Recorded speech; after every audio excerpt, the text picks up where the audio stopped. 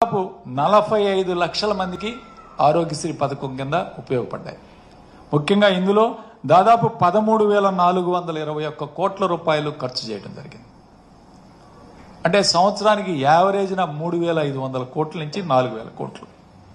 ఇవాళ మీరు ప్రీమియం చెల్లించిన 3,750 కోట్లు అవసరమైతే ఒక్కో సంవత్సరానికి. కాబట్టి పెద్ద తేడా లేదు. మనం ఆరోగ్యశ్రీ ట్రస్ట్నే కొనసాగించి ఆరోగ్యశ్రీ కింద పేమెంట్స్ రెగ్యులరైజ్ చేయాలి.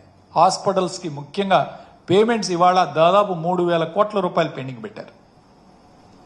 పేమెంట్స్ పెండింగ్ పెట్టి ఇవాళ మీరు పేమెంట్స్ని ఇవ్వకుండా పోతే హాస్పిటల్స్ ఇవాళ ఇబ్బంది పడుతున్నాయి. కాబట్టి మేము కోరేది ఏంటంటే పేమెంట్స్ రెగ్యులరైజ్ చేసి ఈ పథకాన్ని ప్రజల్లో నిర్వీర్యం కాకుండా ప్రజలకి ఉపయోగపడే విధంగా దీన్ని తీసుకువెళ్ళాలి అని చెప్పి ఈరోజు వైఎస్ఆర్ కాంగ్రెస్ పార్టీ తరఫున మేము డిమాండ్ చేస్తున్నాం.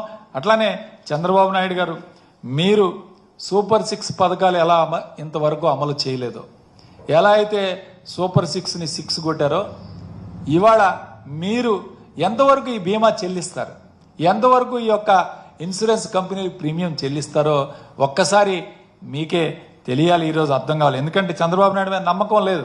మాట చెప్పి